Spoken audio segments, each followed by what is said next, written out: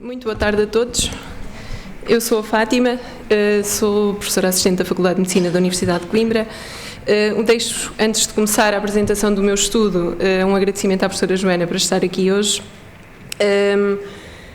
Eu venho-vos falar um pouco sobre profiling e especificamente sobre o perfil da mãe do pai filicida português, que é um projeto em que eu já trabalho há alguns anos e que felizmente continuo a trabalhar. Não sei se vocês têm noção do estado de arte do profiling em Portugal, tenho a certeza que a doutora Laura depois irá dar um lamiré sobre isso. No entanto, esta é uma área que é extremamente recente, ainda não é muito bem compreendida nem muito bem aceita, principalmente entre as forças policiais, muito em parte pela ausência de estudos e de estudos ao nível da aferição de perfis das populações, dos indivíduos criminosos no nosso país.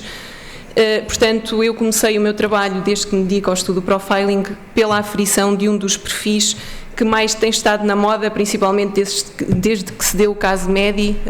A comunicação social fala-se e apresenta notícias sempre que morre uma criança, são ouvidos técnicos, são ouvidos peritos nesta área sobre as razões que levam uma mãe ou um pai, principalmente biológicos, a matar o seu filho. Portanto, os dados que eu vos venho trazer são dados de 2013, depois disto parece que houve um crescimento exponencial de crimes de filicídio em Portugal, daí o estudo ter continuado e nós continuarmos a estudar algumas variáveis que podem levar a que estes crimes sejam cometidos. Uma definição muito breve do que é o filicídio: a literatura internacional, por norma, divide este crime em 4 subtipos. Temos o filicídio geral, quando nós temos um homicídio de uma criança com idade abaixo dos 18 anos, mas depois, tendo em conta este critério de idade, nós podemos subdividi-lo em infanticídio, quando a criança tem menos de 1 ano, em neonaticídio, quando o crime se dá nas primeiras 24 horas de vida, e alguns países falam até de feticídio, quando se dá uma morte intrauterina e esta morte tem um cariz criminoso. Nós, em Portugal, não usamos esta terminologia do feticídio, temos várias razões para isso, uma delas a questão da legalização do aborto e de outro tipo de práticas que não são tidas em conta, então, para categorizar estas mortes. No entanto, aquilo que eu vos posso dizer é que este crime, este tipo de homicídio, é sempre cometido pelos progenitores biológicos. Ora, a própria literatura internacional também nos diz que podem haver crianças mortas por padrastos, madrastas, mas esse será um outro perfil de indivíduos que nós teremos que aferir, que não foram enquadrados neste estudo. Outro problema relativo ao crime de filicídio é que o nosso Código Penal português não enquadra especificamente e não engloba especificamente este tipo de homicídio. O que nós temos, efetivamente, são crimes contra as pessoas e crimes contra a vida.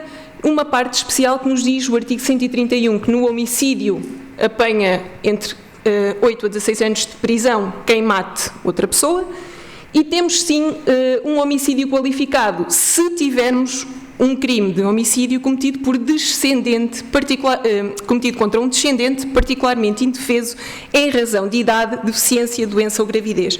E aqui sim temos uma pena que pode incorrer de 12 a 25 anos de cadeia. Mas temos um artigo específico em relação ao infanticídio e eu vou voltar a pôr aqui na classificação para vocês verem que o nosso Código Português só fala especificamente dos homicídios de crianças com idade inferior a 1 ano de idade. E aqui nós temos a morte de uma criança durante ou após o parto sob influência perturbadora. Ou seja, pior do que não termos uma categorização de crimes prevista na nossa lei no que concerne ao filicídio, ainda temos um artigo que alude que só temos este tipo de crime cometido quando temos uma perturbação que influencia esse cometimento. Ou seja, diz-nos que pai ou mãe que matem um filho tem que sofrer de qualquer perturbação mental que o leve a cometer esse ato. Ora, a nível internacional, o que nós sabemos é que isto não é bem assim. Nós temos várias classificações que nos chegaram relativamente ao filicídio e que foram dividindo este crime no que diz respeito ao motivo, trouxe-vos alguns exemplos, ao impulso para matar e às circunstâncias que envolvem a morte. Explicando isto de uma forma muito breve, para não vos maçar com os construtos teóricos, supostamente há uma dificuldade muito grande na classificação destes indivíduos que matam os seus próprios filhos porque a maior parte dos juízes, a maior parte das pessoas que estão envolvidas na investigação acreditam piamente que um pai ou uma mãe que mata um filho tem que ser doente mental. E então toda a investigação criminal se foca no motivo e na doença como causa de morte das crianças. Houve vários estudos até hoje que se focaram neste perfil do filicida e eu posso-vos dizer que há uma percentagem ínfima de progenitores que efetivamente mataram sob influência perturbadora do parto. Ou seja, não estamos a falar de crimes que sejam cometidos por psicoses pós-parto, por depressões pós-parto, por o que quer que seja relacionado com uma perturbação mental. Estamos a falar de crimes que foram cometidos por indivíduos nas suas plenas faculdades mentais que são sim imputáveis ao cometimento desse crime. Portanto, aquilo que nós vamos fazer ao apresentar este tipo de crime é ter em conta um conjunto muito grande de variáveis que podem levar a esse cometimento. Vamos assumir que não há consenso entre as classificações e vamos usar as variáveis dos vários sistemas de classificação e medi-las na nossa população portuguesa. Foi isto que nós nos propusemos. Aquilo que encontramos de transversal a todos os modelos que eu vos mostrei é então a questão da doença mental no momento do crime. A mãe tem que estar sobre a mãe, ou o pai, eu estou a assumir a mãe, porque a maior parte dos crimes de filicídio são cometidos pelas mães. A importância da doença mental neste momento do crime, a falta de estabelecimento de laços afetivos com a criança, assume-se que não há uma ligação, uma vinculação, uma ligação emocional com esta criança, por isso é que ela acaba por morrer, e práticas parentais inadequadas. Portanto, aquilo que nós sabemos é que o crime de filicídio pode ocorrer devido ao facto da criança não ser desejada, resultar de uma gravidez não desejada, pela doença mental, por altruísmo ou misericórdia, ou seja, o pai ou a mãe têm pena da criança porque ela sofre de uma deficiência, de uma doença congénita que lhe causa sofrimento, e então querem que ela, ao crescer, querem poupá-la de uma vida adulta cheia de sofrimento e, portanto, matam-na. Por retaliação ou vingança, principalmente contra o cônjuge, a relação íntima correu mal e aquela criança serve para ser usada nessa vingança contra esse cônjuge, e por acidente ou negligência. Foram estas 5 categorias que nós fomos procurar no nosso estudo, tentar encontrar qual é a mais frequente em termos de crimes que foram cometidos em Portugal. O que também sabemos é que existem problemas estatísticos nos dados encontrados na literatura, ou seja, em alguns países nós temos períodos de tempo de 10 anos, que foi o que nós selecionámos para o estudo, e que nesses 10 anos ocorreram, por exemplo, 86 mortes na Áustria por filicídio. Temos Inglaterra e País de Gales com um período de tempo semelhante, com 314 mortes, 615 no Japão, mas se formos aos Estados Unidos, eles têm 32 anos de estudo, se calhar até mais, eu penso que tenho aqui mais, o período de tempo aqui é maior, com 94 mil casos de filicídio durante este período de tempo. Portanto, nos estudos internacionais, primeiro, não fixam um período de tempo uniforme para todos os estudos, os dados variam, e depois ainda existem países que não têm dados, como é o caso de Portugal, não têm estatísticas aferidas. Estes dados são muito pouco precisos. Nós temos diferenças nas fontes de informação que são usadas, temos não contabilização do número de crianças que sobrevivem às tentativas de filicídio, que felizmente são bastantes, não conhecemos o número de gravidezes que foram encobertas, não sabemos o número de bebés que foram mortos e cujos cadáveres não aparecem, principalmente se estivermos a falar de partos que ocorreram antes do termo da gravidez, e depois ainda temos problemas médico-legais envolvidos nisto tudo. E estes problemas médico-legais prendem-se muitas vezes com a causa da morte na autópsia não ser bem definida, ser indeterminada ou desconhecida, temos cadáveres que não são encontrados nunca, temos peritos que não registam os dados nas bases de dados que nós possamos usar para consultar os processos, para depois fazer parte dos estudos. Existem um sem número de fatores que nos levam à subestimativa dos dados que eu vos vou apresentar. Também sabemos que este filicídio, então, a morte destas crianças por homicídio, por norma, quando ocorre pela mão de um progenitor biológico, e este progenitor, por norma, reúne um conjunto de características demográficas, históricas, situacionais e clínicas que nos levam a conseguir aferir este perfil. Também temos algumas características que nós fomos analisar relacionadas com a ofensa, ou seja, vulnerabilidades da criança, fatores precipitantes, o que é que levam a que aquela criança tenha sido morta naquele dia, àquela hora, naquela situação, tipo de crime que tenha sido cometido, método, motivo, comportamento após o crime, suicídio ou não posterior dos progenitores, que normalmente também se pode dar o caso de ser um filicídio e suicídio, e o registro criminal, ou seja, se estas pessoas que matam os seus filhos já têm cadastro, se já têm outros delitos cometidos à data deste homicídio. Conseguimos reunir toda esta informação. A literatura diz-nos que, por norma, as crianças que são vítimas de filicídio são rapazes, por um conjunto de características que reúnem, nomeadamente o serem mais rebeldes, o serem mais agressivos, o serem mais robustos do que as raparigas, portanto, o facto de serem rapazes coloca-os em maior risco de filicídio. A idade, o que se sabe, efetivamente, é que quanto menor idade tiver a criança, maior a probabilidade dela ser morta pelos pais. Normalmente, estas crianças que morrem são caucasoides, brancas, de cor de pele. Por norma, as minorias são menos afetadas do que esta afinidade populacional, do que esta cor de pele branca. Por norma, as crianças, quando nascem com baixo índice de vitalidade, com baixo peso, com baixa idade gestacional, falta de cuidados pré-natais, quando o parto é não assistido, só por si já temos fatores de risco que a predispõem para o filicídio.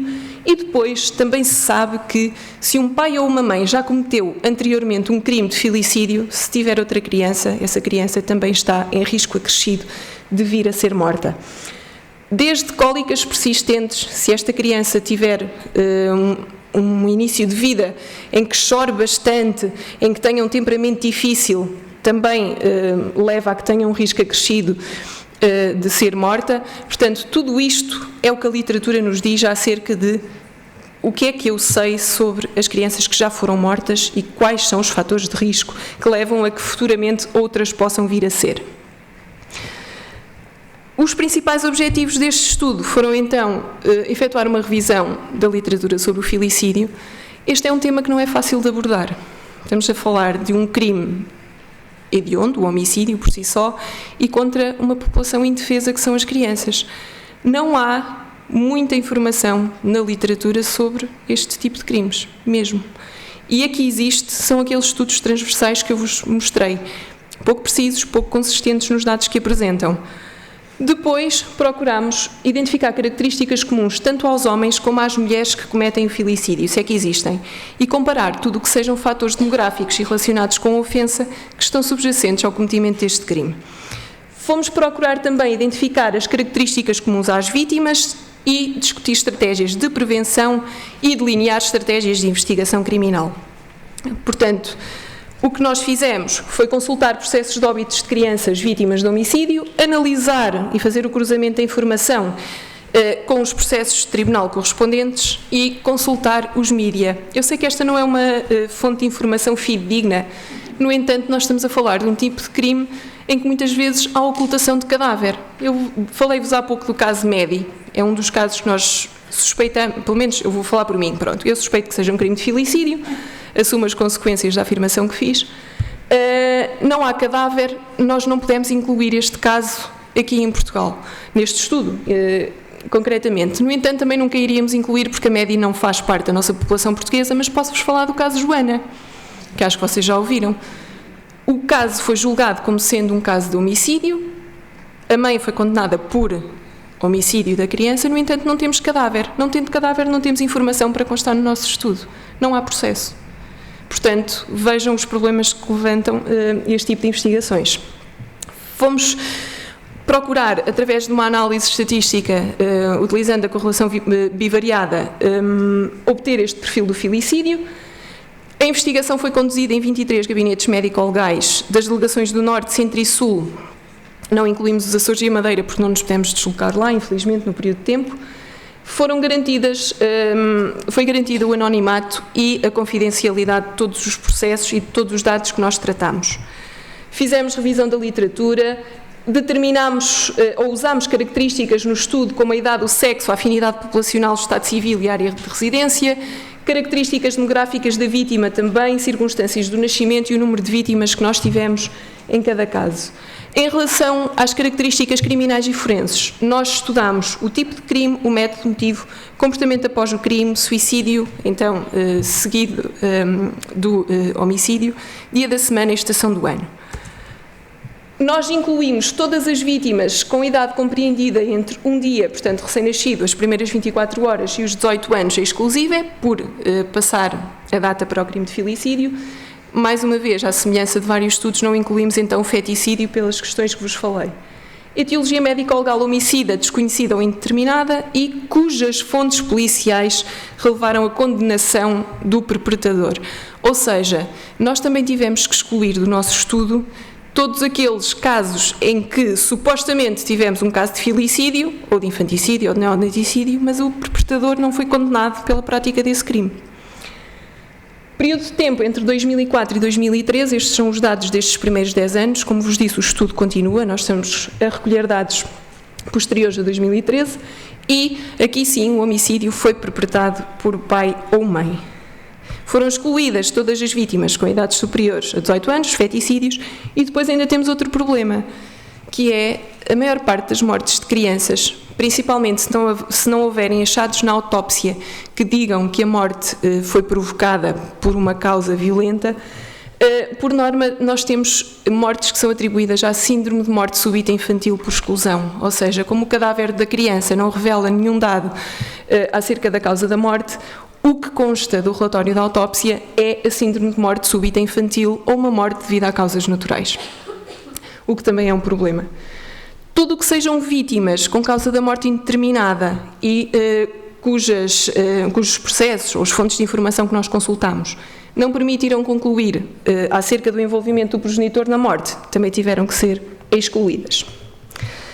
Nós, nestes 10 anos, encontramos 42 mortes, portanto 42 processos, perpetrados, neste caso os crimes, por 39 ofensores. Nós tivemos alguns distritos, nomeadamente Coimbra e, curiosamente, Évora, Porto Alegre, Santarém e Viana do Castelo, que não foram encontrados casos de filicídio. Aqui não é distritos, mas que não foram encontrados casos de filicídio. Não foi possível obter os dados, então, nos Açores e no Médio Tejo. A Madeira acabou por nos fornecer os dados das autópsias para nós consultarmos, já não conseguimos obter dos Açores. Lisboa e Leiria foram os distritos com maior percentagem de casos de filicídio. O que é que nós encontramos relativamente a este perfil e uma súmula dos resultados estatisticamente significativos ao nível da significância 0,05? Por norma, estes indivíduos que matam os filhos, depois de os matarem, ocultam o cadáver. Não é por acaso que nós temos crimes que são cometidos com as crianças a serem jogadas ao rio, com as crianças a serem guardadas em gavetões dentro do móvel do quarto, dentro de um frigorífico, dentro de uma despensa, ou seja, o pai ou a mãe matam a criança e depois ocultam o cadáver. E isto acontece em mais de 95% dos casos. O método utilizado, por norma, também é o mesmo, e eu também já vos vou mostrar qual é o método mais frequente, e as circunstâncias de nascimento. Aqui, por norma, quando uma gravidez quando não é vigiada, quando não é seguida em meio hospitalar ou ao nível do centro de saúde, coloca esta criança que nasce em risco acrescido de filicídio. A um nível mais baixo de significância, nós encontramos fatores como a idade, a ocultação da gravidez, o próprio tipo de crime, circunstâncias, a altura do cometimento do crime, o local do parto e a idade da vítima. O que é que isto nos diz concretamente? Nós temos 21 vítimas do sexo feminino e do sexo masculino. Estes dados vão contra o que nós encontramos na literatura, que nos diz que as crianças do sexo masculino, por norma, são aquelas que têm maior risco de filicídio. Aqui, tal não acontece. Tanto faz ser rapaz ou rapariga, o risco é semelhante. Mas encontramos um risco acrescido nas primeiras 24 horas de vida. Ou seja, se eu tenho a morte de uma criança com menos de 24 horas, é de assumir à partida, e a investigação criminal deve começar por aqui, que um progenitor pode estar na origem do cometimento deste crime. Mais do que isto, um progenitor, neste caso a mãe. Estas crianças, por norma, são caucasoides. O parto, se nós tivermos uma criança com idade superior a 24 horas, por norma o parto foi assistido, mas não assistido no caso das vítimas mais novas, que era o que eu vos estava a falar em termos de seguimento ou não desta gravidez ao nível dos cuidados de saúde, e por norma nós só temos uma criança, temos só uma vítima neste tipo de crimes. No entanto, temos alguns, até agora mais recentes, acho que vocês têm ouvido na comunicação social, ainda há bem pouco tempo, houve uma senhora que atirou 2 crianças ao rio e que o crime levou a que houvessem 2 vítimas, portanto há sempre exceções. O que é que isto também, da vítima nós já vimos que existem algumas características comuns, no entanto nós vamos assumir que existem 2 perfis diferentes, e foi isto que nós encontramos no nosso estudo ao nível do filicida. Temos um perfil mais específico para a mãe que mata as crianças e temos um perfil diferente para o pai que mata crianças. Por norma, quando temos a mãe, ela tem uma idade compreendida entre os 21 e os 30 anos e por norma é solteira. O recém-nascido não nasceu, aliás, em ambiente hospitalar, o parto deu-se em casa. Depois do parto, a criança foi morta e foi escondida pela mãe. Muitas das vezes, quando a criança é recém-nascida, até é jogada pela sanita, colocada no frigorífico, enterrada no quintal, em qualquer sítio que a mãe acredite que não vai ser encontrada. Os métodos manuais são os mais frequentemente utilizados pelas mães, ou seja, a mãe mata a criança por norma por estrangulamento, por submersão ou por sufocamento. E isto é uma característica muito peculiar das mães que matam filhos, este tal recurso a métodos manuais. A causa da morte por norma é asfixia ou traumatismo craniano, o motivo gravidez não indesejada ou doença mental prévia. Aqui sim podemos considerar que houve uma influência perturbadora do parto a colocar a criança em risco, e estes crimes por norma são cometidos à tarde, a meio da semana e no inverno. Depois da ofensa dá-se a ocultação do cadáver e o suicídio desta mãe é pouco frequente, ou seja, mata a criança e fica viva para contar a história.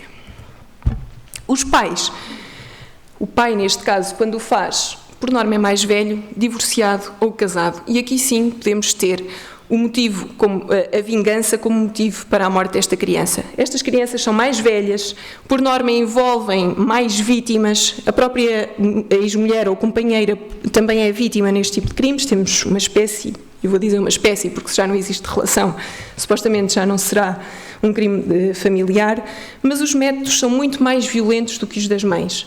Nós temos casos de indivíduos que precipitaram a criança numa queda por altura, que se jogaram para a linha de comboio, portanto temos o trucidamento, temos armas de fogo envolvidas nestas mortes. Logo as causas da morte são traumatismos crânio-meningoencefálicos, tóraco-abdominais ou ambos. O cadáver apresenta todas as lesões congruentes com uma morte muito mais violenta do que no caso das mães.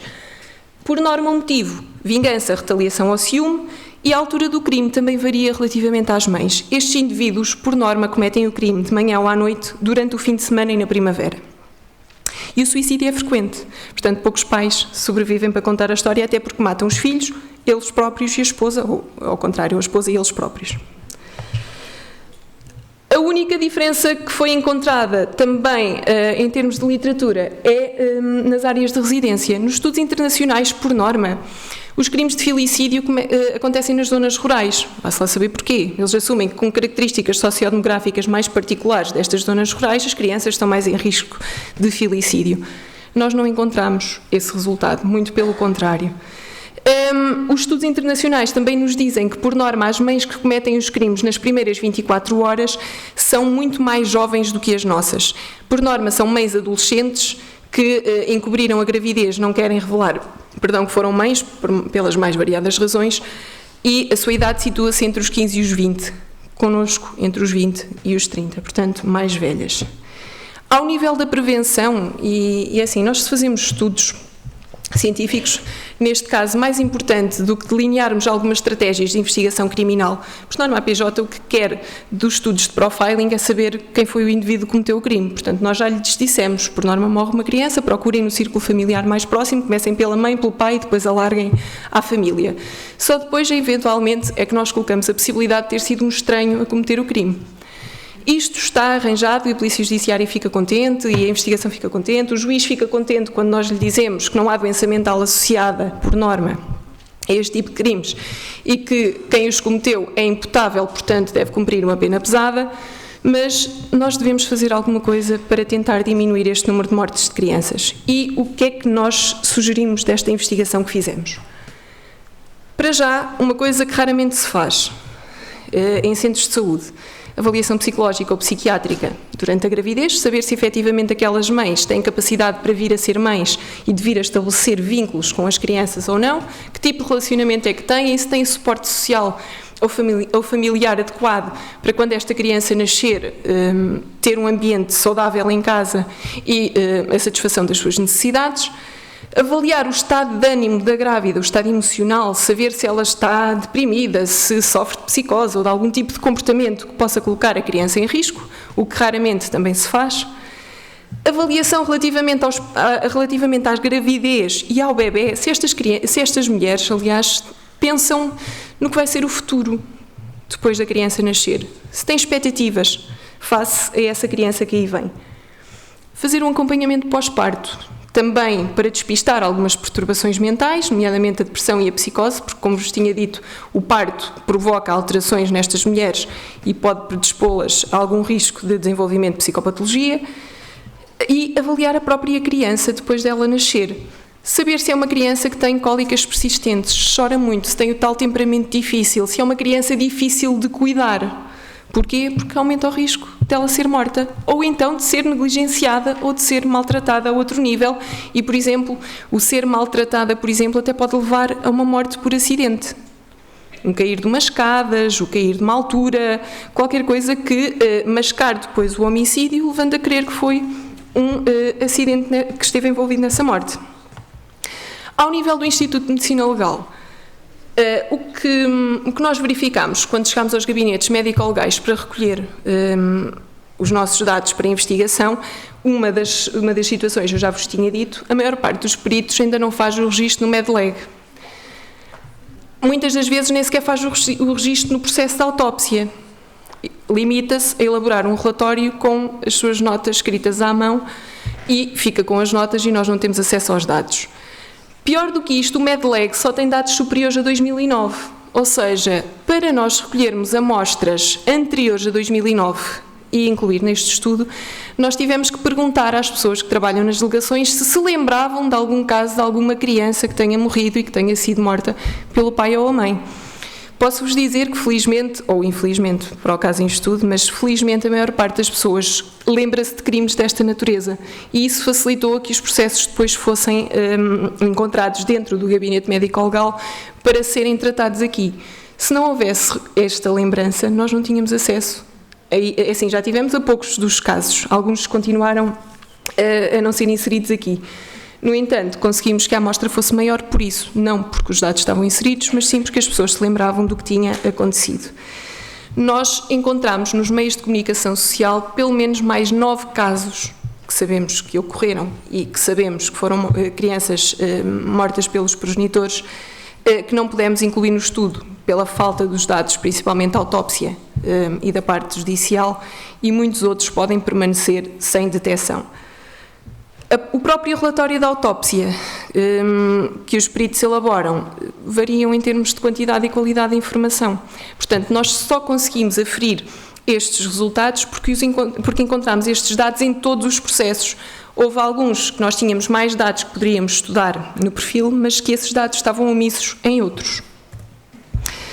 Relativamente às restantes fontes de informação que nós usamos, nomeadamente os tribunais, na consulta dos acórdãos do Supremo Tribunal surgem os factos que nunca foram dados como provados, portanto também não puderam ser utilizados nesta aferição e, como vocês sabem, os meios de comunicação social nem sempre são mais fidedignos e variam consoante a fonte, daí os tais 9 casos que foram excluídos do nosso estudo. Investigação futura, nesta área há muita. Tanto pela falta de avaliação psicológica, e aqui quem está que é psicólogo e quer seguir esta área, os centros de saúde, por norma, não têm psicólogo. Os grandes hospitais, quando têm, não se dedicam a fazer este tipo de avaliações que eu vos falei enquanto vos apresentei o estudo. Portanto, seria extremamente importante nós pegarmos na prevenção, tentarmos fazer avaliação destas mães, destas crianças, tentar compreender o papel da personalidade, que nós aqui não podemos estudar, tentar determinar o papel da personalidade e da doença mental neste tipo de crime, ajustar estas circunstâncias, aprofundar as circunstâncias que levaram à morte da criança, para tentar desenvolver um modelo explicativo que efetivamente abarque todas as dimensões que eu vos falei ao início. Haver a possibilidade de cooperação entre as forças policiais para auxiliar na reconstrução do crime. Eu vou-vos dizer que isto é muito difícil, não só com o filicídio, mas com todo o tipo de crime em que seja necessária a cooperação entre as diversas forças policiais, GNR, PJ, por aí adiante. Identificar progenitores que estejam em elevado risco de cometer filicídio, tudo isto passa pela tal avaliação psicológica que eu vos fui falando, e construir uma base de dados completa, que efetivamente garanta a inclusão de todas as informações que são necessárias para a construção deste tipo de perfis e para a identificação deste tipo de ofensores, incluindo estudos epidemiológicos mais precisos. Lembro, novamente, e para terminar, que este é um crime de difícil detecção. Vão existir sempre casos que vão permanecer não detectados. Portanto, estes estudos epidemiológicos mais precisos, devido aos tais fatores médico-legais, vão ser sempre difíceis de se fazer. Não sei se querem colocar alguma questão, mas deixo-vos o nosso estudo. Qualquer dúvida que tenham, podem entrar em contacto.